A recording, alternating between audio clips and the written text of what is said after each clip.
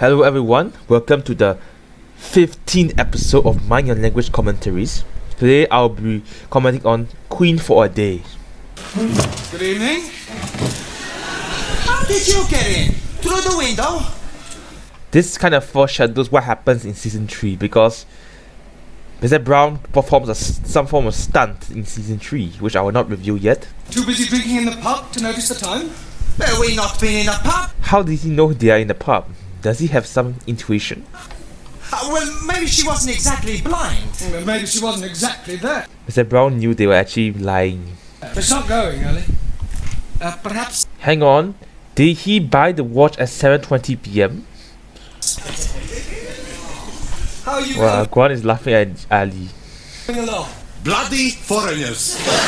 I think he picked this up from Giovanni. There's a very high chance he picked this up from him because in Season 1, Episode 10, Mr. Giovanni says, thank God, Professor, you're back. I don't know how you put up with all these foreigners. So this is a very strong hint that Giovanni taught him this phrase. A sentence is a group of words that makes complete sense. Very good. That's the answer. Not what you get when you're sent to prison. Imagine if Ranji raised his hand and said, it's what you get when you're sent to prison, and everyone laughs. That would be quite comical too.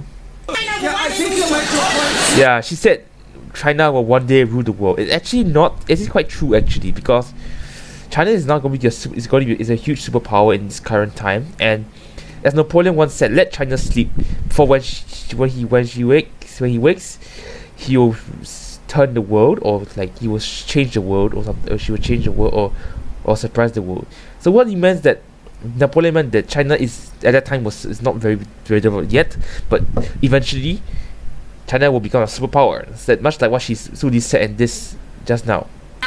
Good, excellent. Hold on. Very good.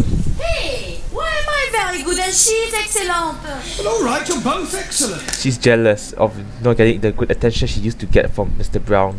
We will now construct a sentence starting with a noun. Ranjit, can you give us a noun, please? Idiot. Wow! Imagine if the class actually made a sentence using the word idiot. That would be quite comical. Thousand apologies. All right, now give me a noun. Notice whenever he does that, Ali is smiling at the back. Now we need a verb, something he was doing. Danielle? Ooh, making love. Imagine the old waiter making love to another waiter or a customer, or what you say, a diner. That would be quite interesting to see. All the waiters carefully served.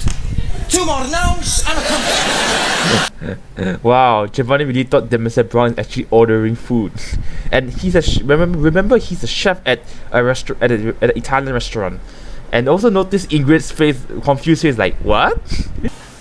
Are you Miss Courtney? Do I look like Miss Courtney? He had to ask just to be sure. Have you perfectly calm about the hurricane? And yes, she faints because she gets super excited. Now, this is the first time we see Miss Courtney really happy. Yes, the royal family is something that, she really admires. So it's normal for her to react this way. The old Batlak's in yet? The old Battleaxe is here. Well, I wasn't meaning you, Miss Courtney. Well, I trust you are not referring to Her Majesty. Oh, no. I was referring to Gladys, the tea lady. Huh. Here. I think this is the first time Gladys becomes some form of what do you call that? Insult scapegoat. In Season 3, this happens again. Arise, Sir Jeremy. This is so fitting, if you ask me. Blimey, Rule Britannia! Well, don't you like it? Rule Britannia is one of the British patriotic songs. What? I think this looks better on you. Mr. Brown doesn't want to wear that thing. China! And of course, Suli has to wear the PLA, the People's Liberation Army uniform. Though it would be more fitting if she wore a cheongsam or something. Jamila, it is Jamila, isn't it? And Jamila's feeling pretty shy. Beautiful, yes. Beautiful, very. And the clothes too? Well, I was referring to Miss France! Yeah, Ingrid was annoyed that Mr. Brown didn't find her attractive. Miss Greece! And Max wasn't happy, but I couldn't blame Sid for that because he looked like a girl, but this is obviously Max. Italy! Giovanni went food mafia. Da, da, da, da, da, da, da, da, da, da. Are you representing Italy or the mafia? I represent Sicily. So he represents the Sicily mob. And last but not least, Mr. Spain! And one, of course, have to be a Marita or Torita. I can't really tell. But yes, the bullfighter. And at the end of this season, Guan shares his bullfighting experience. It's 1066. Wrong. I beg your pardon? 1066. Maybe 1056. Guan really thought that it's 1066 was the time. But he was not aware 1066 is the year, not the time. He was succeeded by his third son, William Rufus, the Red King. Oh, blimey! You are having a communist king? And by the way, red is heavily, how do I say, associated with communism or socialism. So of course, Ali thought that William Rufus was a communist king. It would be interesting to see communist kingdoms, because I never heard of that in real life. And Sully, of course, likes the idea. Hey, maybe it was Robin the Hood. He hit his thing like a machine gun. But it would be rather nice if one of your students were to present this to Her Majesty. I'll do that. Still, I appreciate Max's enthusiasm. Ah, there you are. Superintendent, how soon will royal couple be here? They're not coming. What? We've had to rearrange the schedule. Oh, They're going straight from the hospital to the town hall. We're cutting out the visit to the school. well, I better go and tell Miss Courtney. There isn't time. You must come with me now. You men, follow me. Hang on, why couldn't Forbes for school inform Miss Courtney of this news? It's quite important to the school and very important to Miss Courtney herself. So why wasn't he given the chance to tell her so? And why is it urgent for him and the other three guys to follow this superintendent?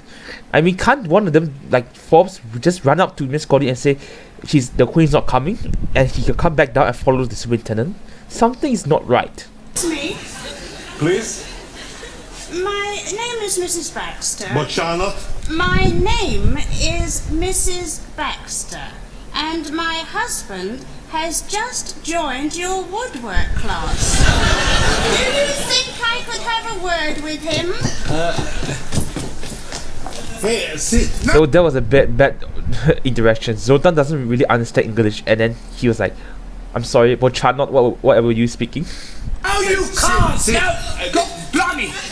I was still wondering what was Sid referring to. Where is your husband? He's in the woodwork class. Okay, shouldn't this raise alarm bells, because the Duke is not, how do I say, is not attending any classes in his school, and if he is, Miss Courtney should have known. So shouldn't this raise some red bells that this isn't the Queen? And in this class, we are endeavouring to teach English to foreign students. And sadly, Mr. Brock is the only one who knows that the Queen has cut the royal family is not visiting the school. But let's see what happens. Excuse me, Miss Courtney. Don't interrupt, Mr. But I Brown. think you should know... Mr. Brown! All right, please yourself. Would you care for a cup of tea? It's not too much trouble. Oh, it's no trouble at all. You must come round and have a cup of tea with my husband and I sometime.